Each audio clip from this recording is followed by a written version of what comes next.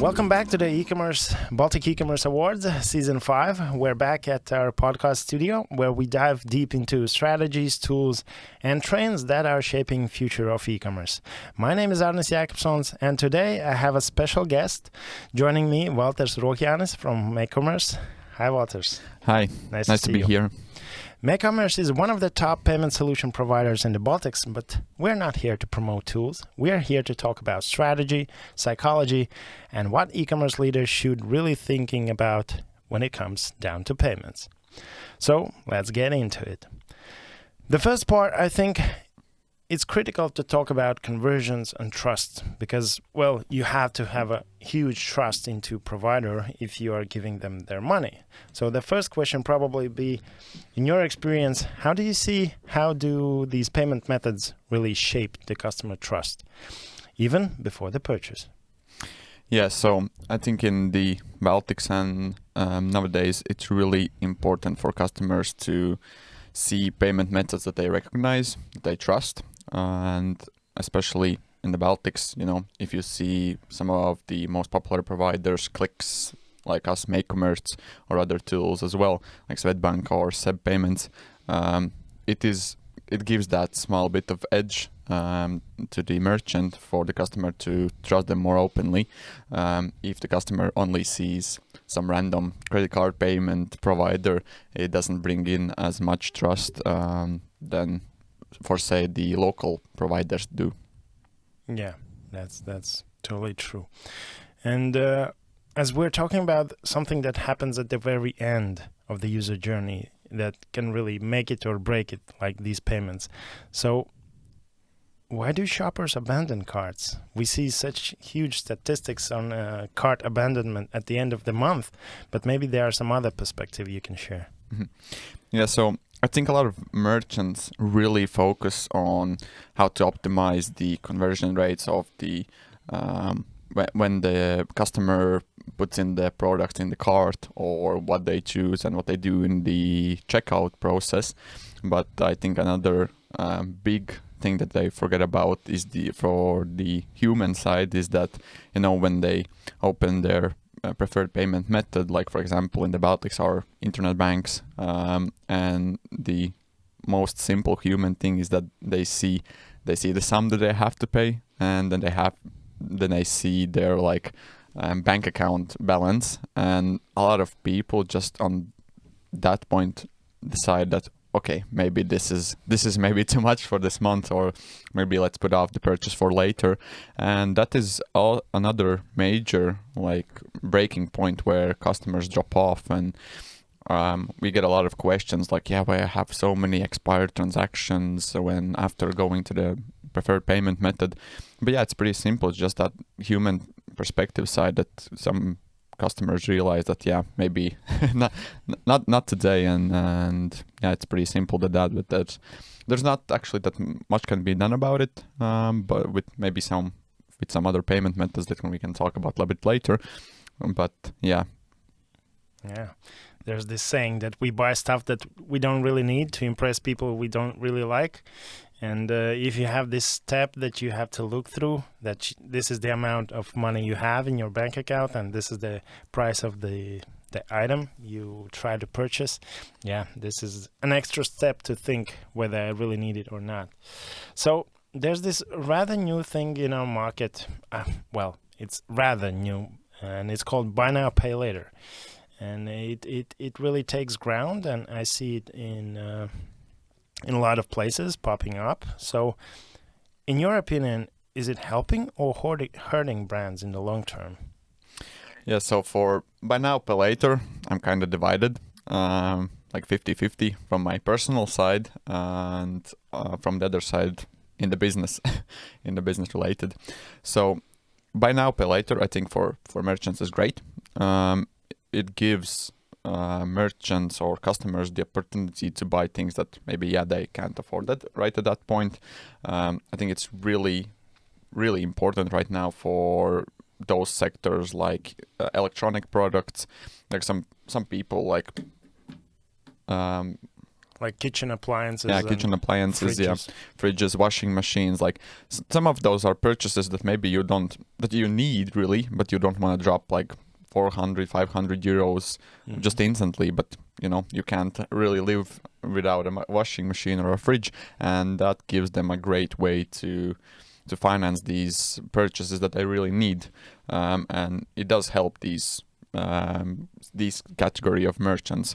From the other perspective, from the human side, buy now pay later has brought in a bit of I wouldn't say yet a debt crisis, but the statistics are looking worse and worse a bit every year, that a lot, especially younger people, are going into more debt. They are making more like not fully think through decisions. And I was recently reading one article that, especially combined with the maybe worse economic situation overall in the world, maybe not recession, but something close to it.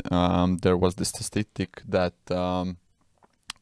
the increase, it has increased since last year. 14 to 25% of American people have used buy now pay later for groceries. Jesus. Yeah, and that's a really, really bad statistic. And there was even I think there was 30% of all buy now pay later users had at least one late payment, which, especially in the US, it really ruins your credit history, and it worsens already the difficulties of getting a loan, especially for the younger people, for something like a house or a car.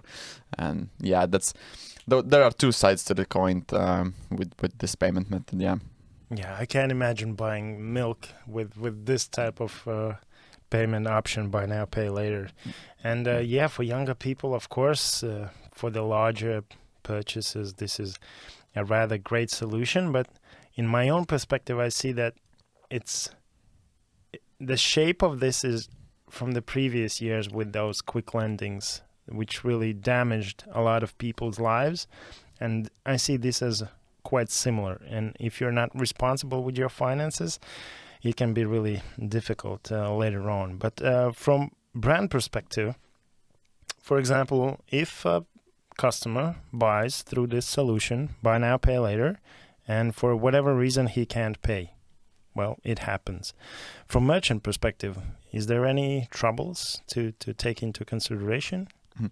So basically, in my experience, I can't say that it's 100% like that, but mostly what happens is that how it works actually is that the customer signs a contract with the lender.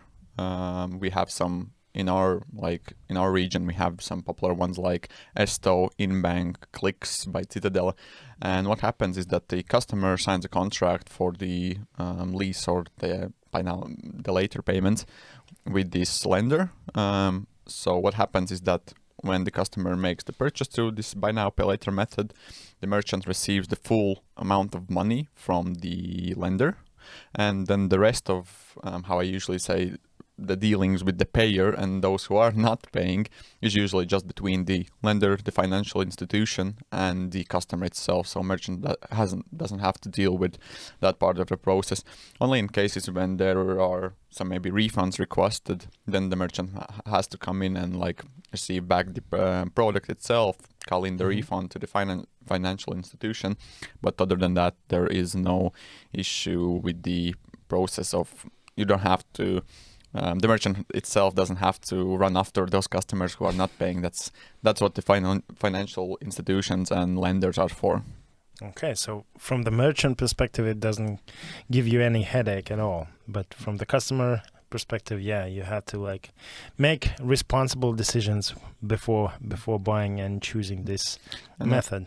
And to continue about the responsibility, I think a lot of work has to be done for our governments, and I think they should be the ones to limit this and control who can be given the loans and the process for evaluating who can receive it. There already is a process in place, but I think there needs to be maybe some extra work done there.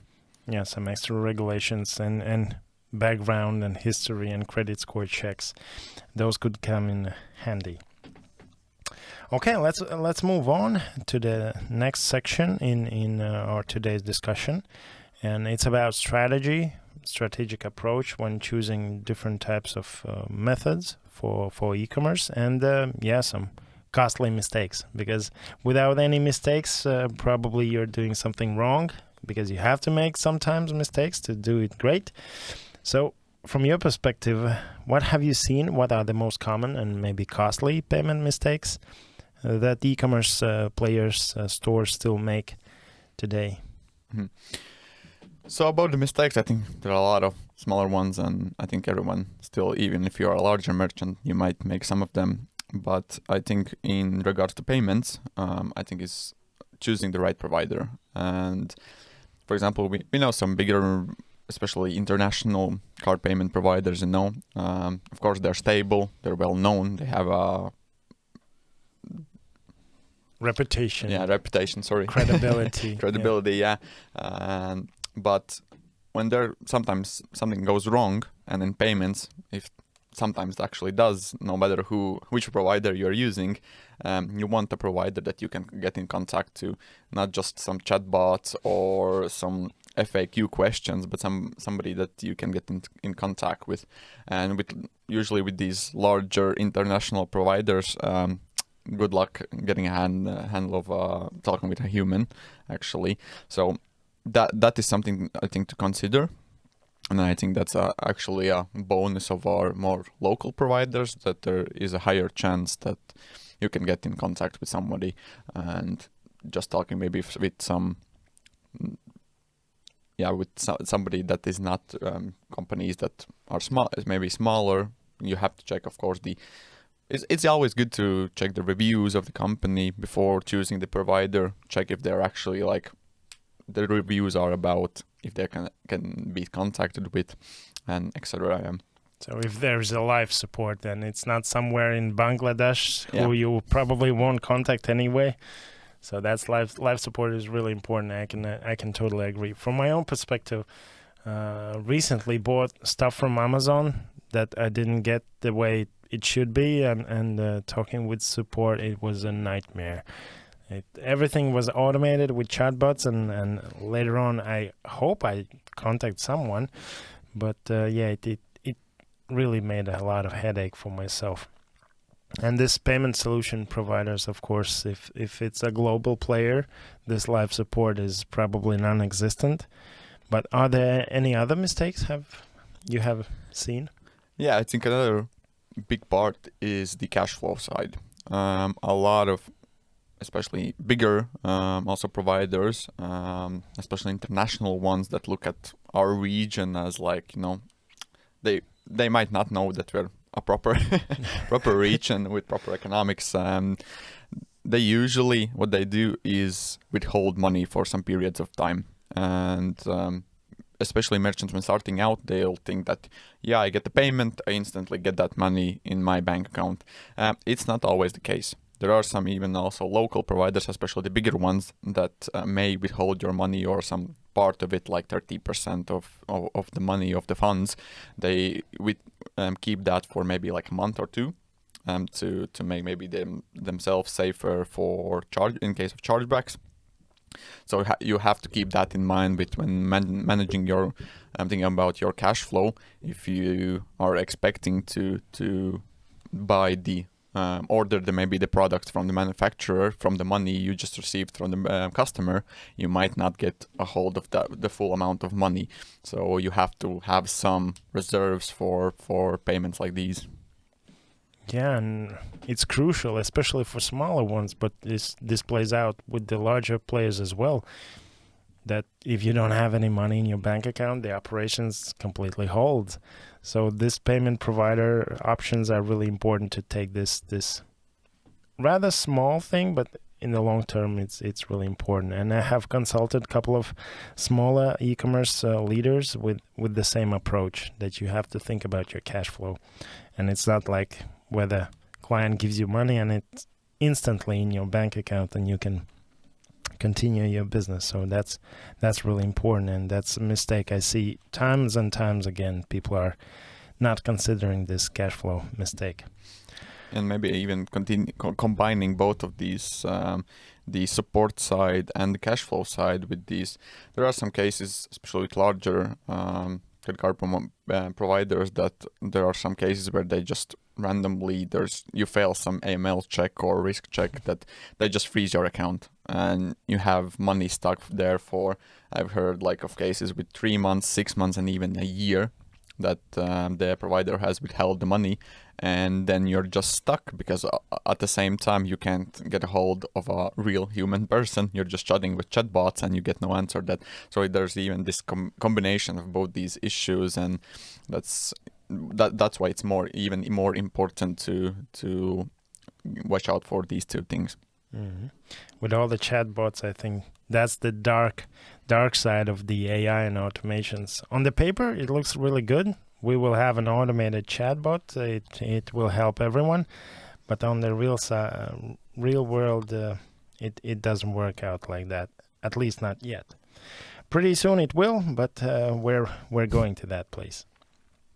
So let's talk about different markets, because in Baltic E-commerce Awards, this year's topic is scaling the greatness and scaling across the globe. So what should be the right approach when choosing these payment methods and thinking about international expansion? Like, what are the payment options for Baltics, whether they will work the same in the international market, or what should be the approach when we're thinking about expanding? Mm-hmm. So I think let's start small. At first, if we're looking at Latvia, Lithuania, Estonia, our market is I would say a bit different from rest of the markets internationally, most of them. So in the Baltics, internet banks like what are called bank links or payment initiation services, those really are king. Like 80 to 90% of payments are made through bank links. So it differs a bit from industry to industry, but it's really like that high of a percent. So if you are starting out in the Baltics, you won't be able to compete with just like credit card payments. If, for example, if you are using Shopify and you add only Stripe payments, it will be really hard for you to work in the local market, because there's this I would say a bit of outdated, incorrect taboo of people in the Baltics entering card details. They really are afraid, even though I would say card payments are even a bit more safer than the bank payments. But there is this taboo, and people are just so used to selecting their favorite bank that they're using, entering the details and logging in, paying with that. So you have to, if you're looking into the Baltics, starting out, or just your main target audience is the Baltics, you have to have bank payments. Then moving on, I would actually continue on that. It's not actually just the local banks. There are what I call the modern banks that you also might need. So, for example, like Revolut. It's not like it can compete with like Swedbank in our market, but there are a lot of people, especially younger people, who are using Revolut or these others like N26, Wise, it is good to have these alternative payment methods as well. And continuing on then from, if we're going outside the Baltics, and also some people like me personally, I pay with cards as well.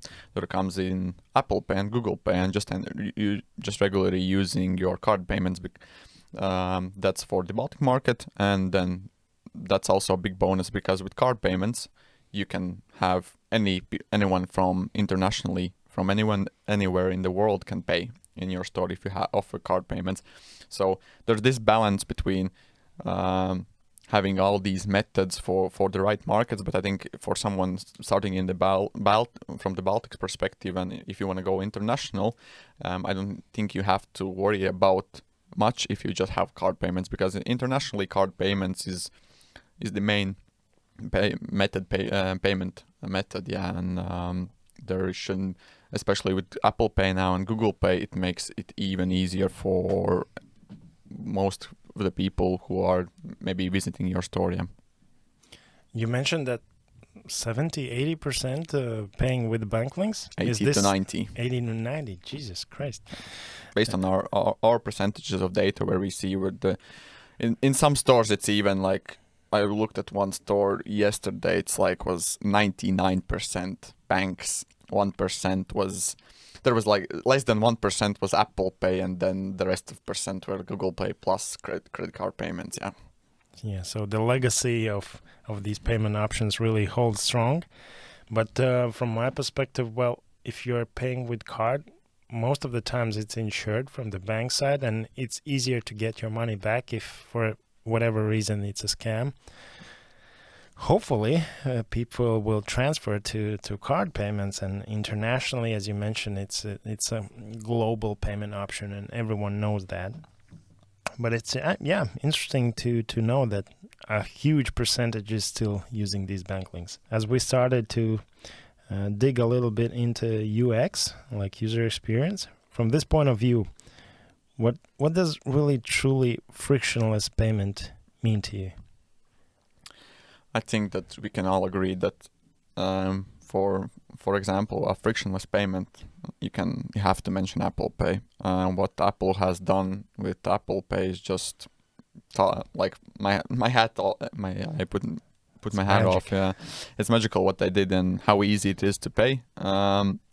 It is great, but there is one, I would say, a bit of an issue in the Baltic market. If you're operating here, is how Apple has expected for you to use it, and how the e-commerce, big international e-commerce platforms have managed to integrate this. Is like usually you see like already Apple Pay button in the product page or the cart already. This is great for conversion because the the customer can he sees the product and he can automatically just click on it and pay and get it delivered. Because usually in the international cases, the deliveries are made by couriers, and the Apple Pay provides your shipping address that you provide to the shop, and they just deliver it here. In the Baltics, another difference we have is the parcel machines. That courier delivery methods are much less popular here, and mostly people get their stuff delivered by parcels. And in these cases, if you have the Apple Pay button in the product page, you're entirely skipping the parcel selection process, which then leads to some problems where you have to contact the customer and ask therefore which parcel machine you want to do. And with one order a month it's maybe okay, but if you get like 10 a day, then it can bring in some problems. Yeah, so at the end of the day, if it's a digital product, then Apple Pay, Google Pay is great. But if it's a physical product with delivery options, then it's not that frictionless. From my own perspective, sometimes it's even too easy that you don't even see where the money is flowing away with you. But yeah, that's the frictionless payment experience we're heading towards. So yeah, let's move forward. As all of us know that the cybersecurity and scamming it's really huge in our market, and of course globally as well.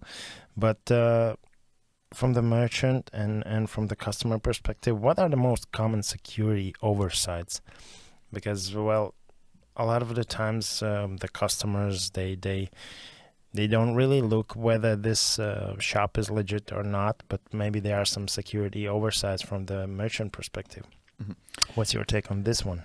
Yeah, so especially in Europe, more especially in the Baltic region, I think all of the payment providers, the well-known ones, are really up to date with their security. I don't think if you choose like a well-known payment provider processor, then we are usually the ones who handle the security, and the main ones you can definitely trust that we have to follow the regulations.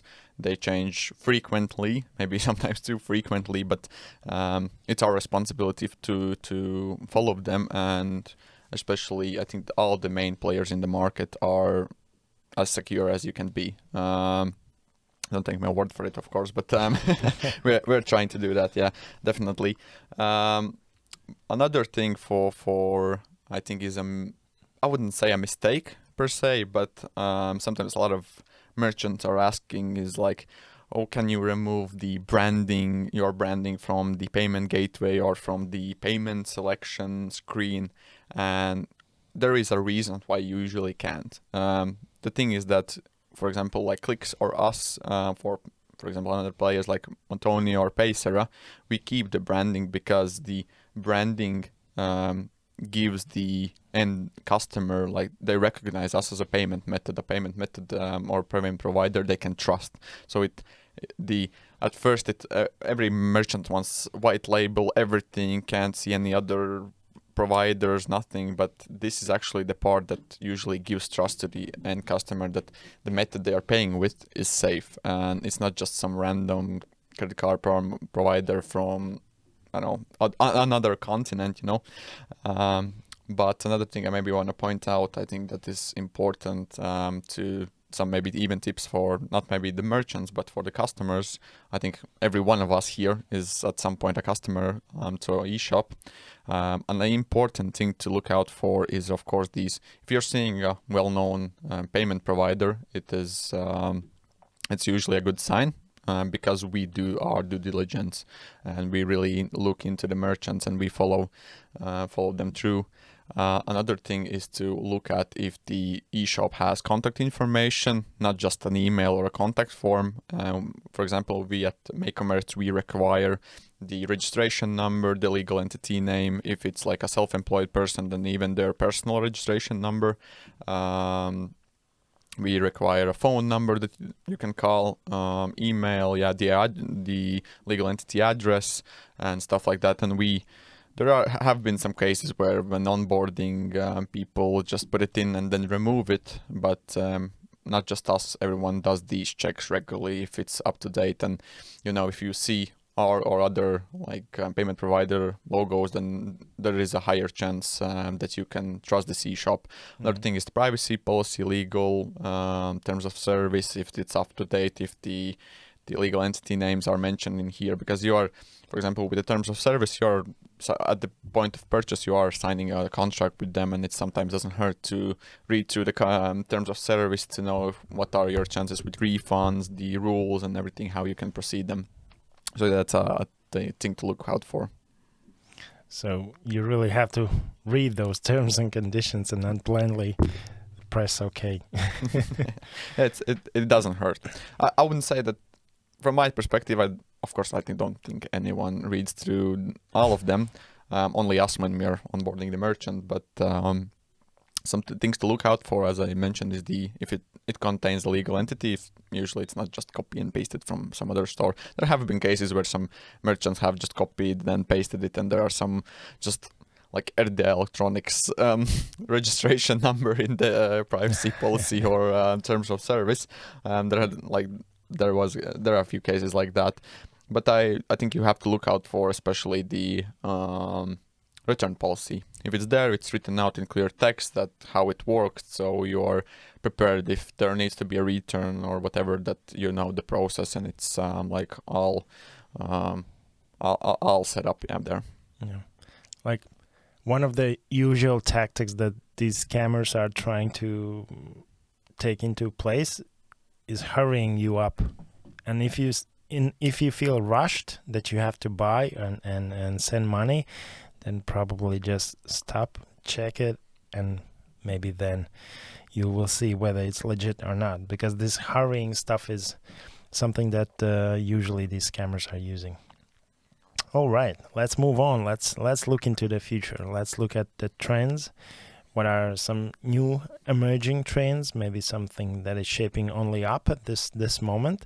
So yeah, what's next? What are some innovations that are coming to e-commerce brands? Yeah, I think the whole market is improving little by little, improving some user experience things. I think if we want to mention some bigger things, then it's click to pay. So to explain it what it is, how with card payments, Apple Pay is pretty in a dominant position. Google Pay less so. It's not as widely used, but it's still it's a good alternative to the the Android ecosystem. And Visa, MasterCard, and others are feeling a bit left out of that game for the mobile payments. the payments are still being processed with the card issuer below it, but of course Apple Pay and Google Pay is taking up their cut, and that's biting into the Visa Mastercard profits.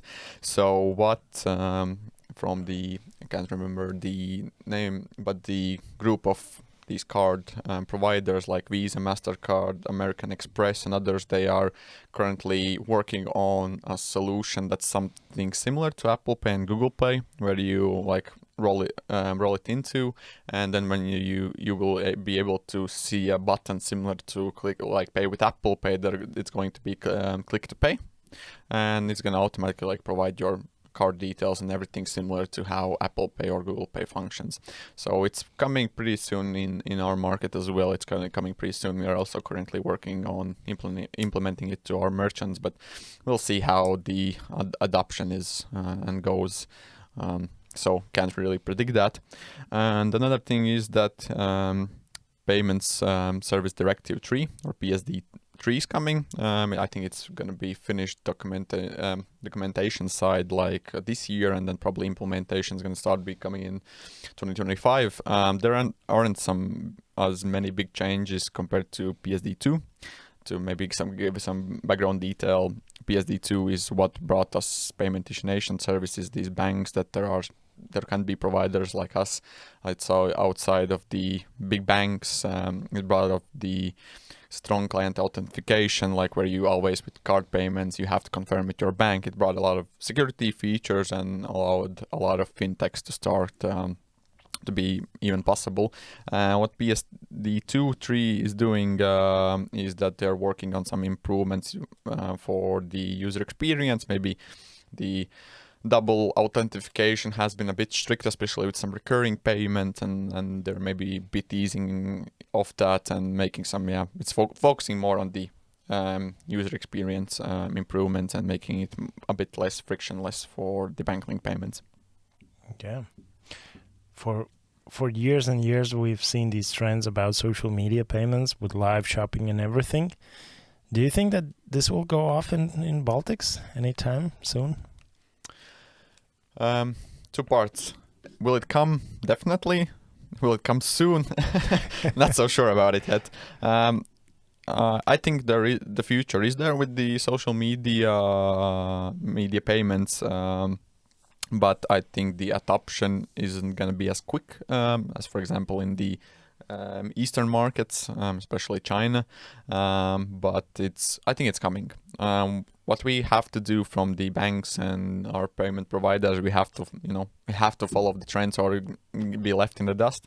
How it usually goes is that, but there is some, especially in the Baltics, are like compliance, risk management, AML is pretty strict, maybe even too strict, and there is some difficulties with making like providing payments to these TikTokers who are selling maybe some clothes and doing like these live there are some merchants who have wanted to use our payments for like doing TikTok lives for clothing auctions, and it's like, okay, cool, but our like risk management team is pulling their hair out and they're not that happy with it. But yeah, we have to work together with the regulators and ourselves to make it somehow work, because we see that's where the trends are going, and that's how the future looks like, with maybe a bit less of e-shops and just going to these social media platforms.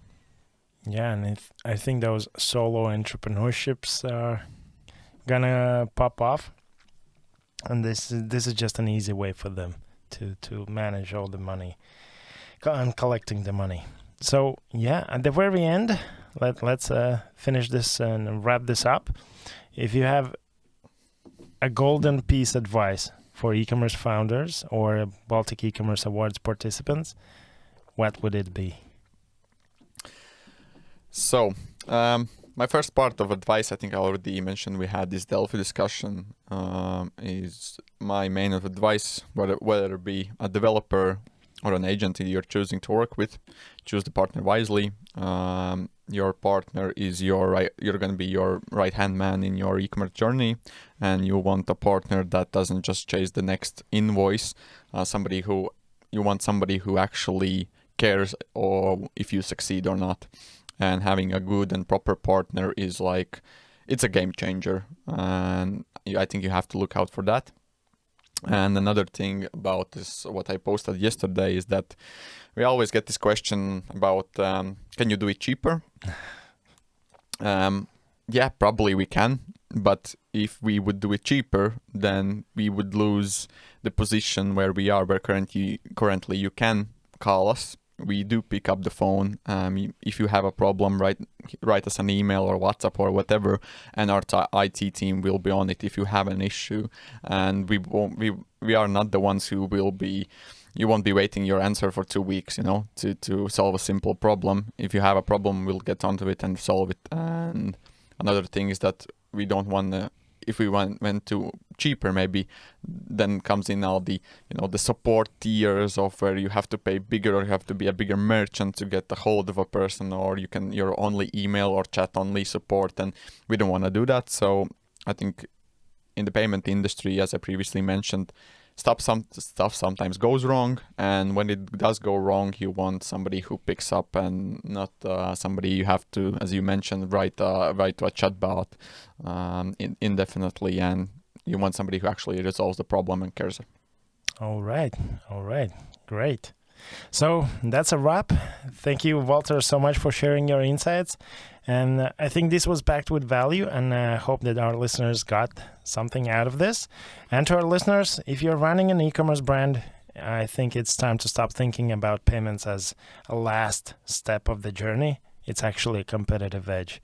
And if you enjoyed this episode, you know what to do with all the likes and shares and comments. Feel free to do it. And we'll catch you in the next one. Bye-bye. Bye.